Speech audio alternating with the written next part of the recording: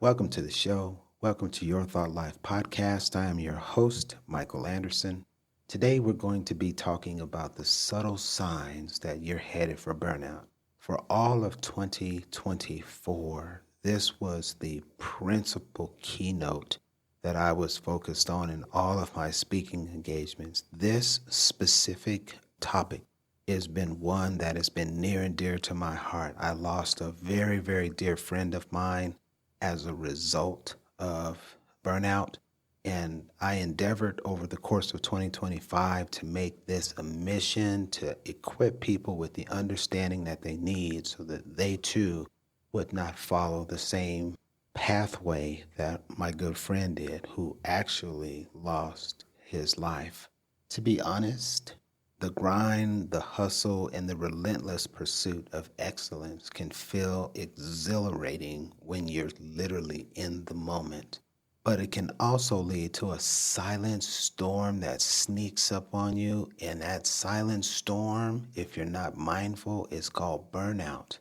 You have to understand that if you want to save your career, if you want to save your health, then you have to become acutely aware of what these signs look like, these subtle signs that you're headed for burnout. So, my goal in today's episode is to help you identify those quiet yet incredibly destructive warning signs before burnout takes hold and grip on you in such a way that you too experience the folly that comes thereafter. Go ahead and get yourself some coffee, get yourself your favorite tea, some warm water and lemon, and let's jump in. Burnout isn't just being tired. You got to get that as a foundational element. It's a state of emotional, physical, and mental exhaustion caused by a prolonged state called stress. You've put your body through so much. You probably aren't eating right. You probably aren't drinking enough water. You're probably drinking the wrong things, eating the wrong things, not fueling your body correctly. You're not getting enough rest. You don't have a rejuvenation period. You don't have, and you continue to press the body to move the ball forward or to move your life, your goal, your dream forward. But the body isn't getting an opportunity to recover. This creates stress. If you're in leadership, if you're an entrepreneur, small business owner, this is often a result of you pouring every ounce of your energy into your team, into your vertical, into your department, into your product, into your service without, and I say again, without recharging your batteries. There has to be a rejuvenation period. And people just get so hung up on the grind that they forget that these bodies require maintenance. And if you don't give them maintenance, you will go from a healthy state to a very unhealthy state in a relatively small period of time.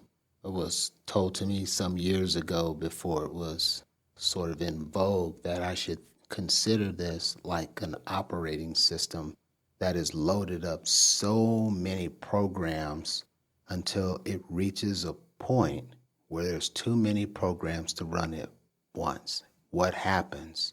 There's a fatal message that occurs on the screen and there's an automatic reboot. Sometimes the data that you were working on doesn't come back. Sometimes it does. So there are varying aspects or varying levels to this. But still, we should never get to the point where we're doing so much that we must, because of the grind, because of the hustle, because of the pursuit, neglect what the body needs to continue with the pursuit.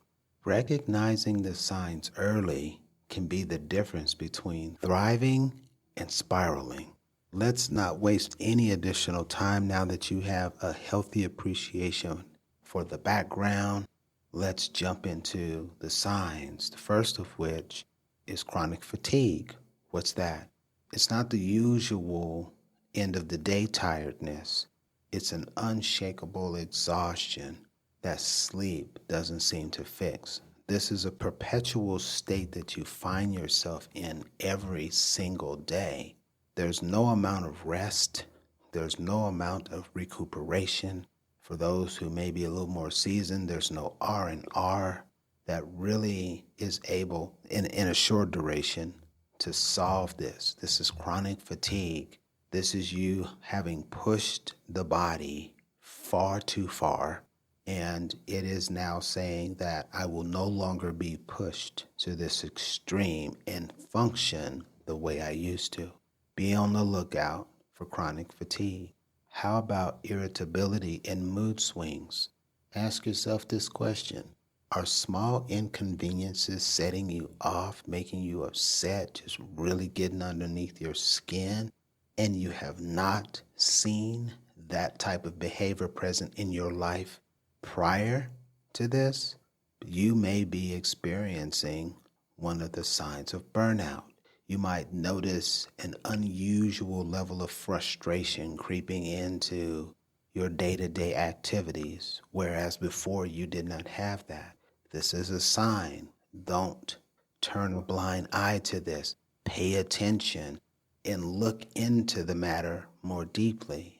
Gain an appreciation for what are you doing right now? What is your principal focus? How much time are you spending on it? And see if there is balance between your pursuit and your rest and relaxation. And if not, this is certainly a sign you'll want to be aware of. What about the loss of motivation? The tasks that once excited you now just feel very burdensome. I just don't have it within me to do this. And again, something that you previously enjoyed, and you know it's bad when even your wins don't seem to satisfy you anymore. They don't have the pick me up. They don't have the gratitude. They don't have that a boy, that a girl that was once associated with it. Loss of motivation is real when you are in the early stage of burnout. Then for me, when I experienced it, this is the one that caught me: cognitive fog, my inability to just focus on anything, areas where I was like really at the top of my craft.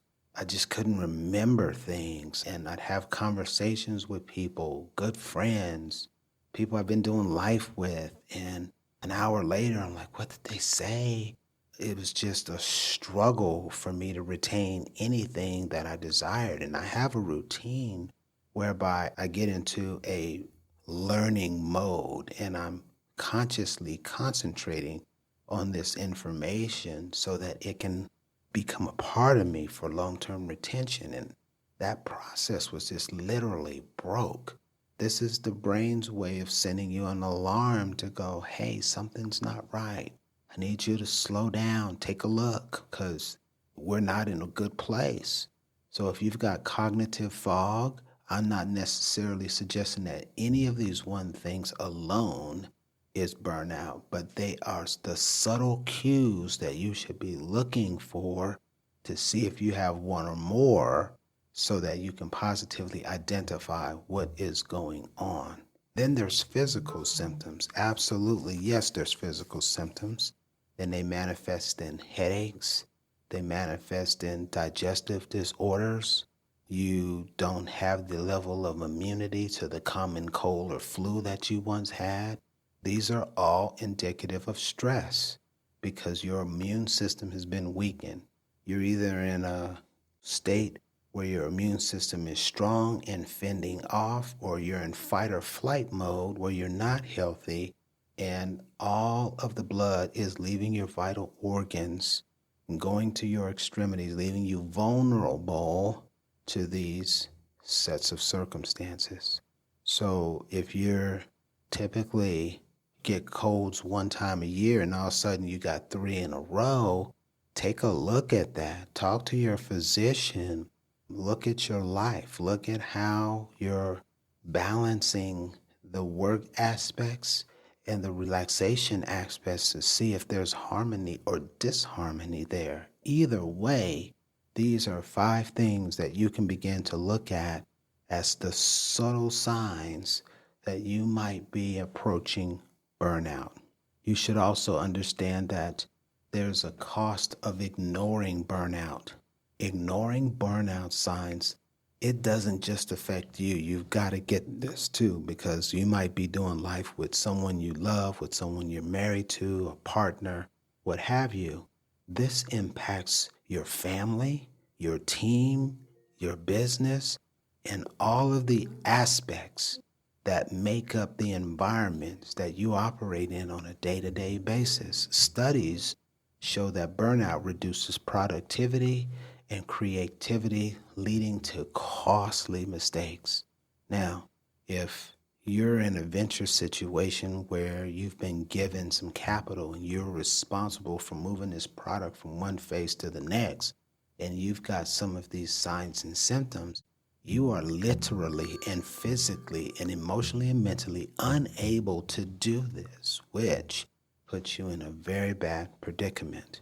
We have to make sure that we understand what's going on with us. We have to also prioritize sleep, making sure you get a good 8 hours of sleep a night. We've got to practice mindfulness. If you don't have a morning routine that's central to journaling, visualization, and meditation, you should establish one. It doesn't take a long time. It's 20 minutes. Get up 20 minutes earlier, get these things done, get real intentional about your day, and you can check in midday to see, are you doing what you said you would do? What are the variables? It just creates a set of circumstances for you where you're able to do life more effectively by having mindset practices. This is why we do what we do at Your Thought Life Coaching. You've got to set boundaries. You got a start time, you got an end time, right? You can't grind until your body just comes to a screeching halt. You got to be able to say no to people. You got to have goals, and you got to stick to your goals and stay focused. You've got to delegate some stuff. You can't do everything. I know you think you can. I'm a 3X entrepreneur. I know exactly what this looks like. I preferred in time past to do it my way because I didn't want to have to take the time to go through all of the cycles to get somebody else to do it just like I do it, or to step them through a phased approach. Just seems so time consuming. I could knock it out myself. That mentality will get you in a rut, in a cycle that will create some of these subtle signs. Outsource, delegate, be okay with walking the right person, the right candidate through that process. It'll be an incredible blessing to you. And then you got to nourish your body. You got to give it good food. You got to give it plenty of water. You've got to reduce alcohol. You've got to move out all of those fast food items, those greasy foods, those high processed foods. You got to cut your sugar way back. You got to reduce your alcohol intake. You got to do things that promote good health. If you will do these things and you will look for these subtle signs, you have a 75 to 79% probability that you will catch this before something bad happens. I believe this is a worthwhile pursuit for all of us. Preventing burnout isn't a one and done deal. What we do here is equip you with tools and know-how that when you are presented with the situation, you have a repository of information that you can go back and utilize to get you through the bumpy part. When you're doing this, this is an ongoing process of checking in with yourself. What's that mean? That means you got to be real intentional about when that check-in takes place. It's got to be scheduled. If it's not scheduled, it may not get done. And you may end up with these subtle signs. We want to prevent this. You got to listen to your body, and you have to adjust as needed. It can't be about the hustle. It can't be about the grind. And you can't go so hard that you deplete the body of its vital resources. Think of it as maintaining a high performance vehicle. Regular tune ups keeps everything running nice and smooth. This is what you need to do to keep your body running nice and smooth. We most certainly want to thank you for joining us today. We're going to ask that you leave us a rating and a review if you felt any portion of this content was useful. You can connect with us on Linktree. The link is available in the show notes. I want you to know that you are enough. You can do it. You're uniquely equipped to realize your goals. Until next time, take care and be safe.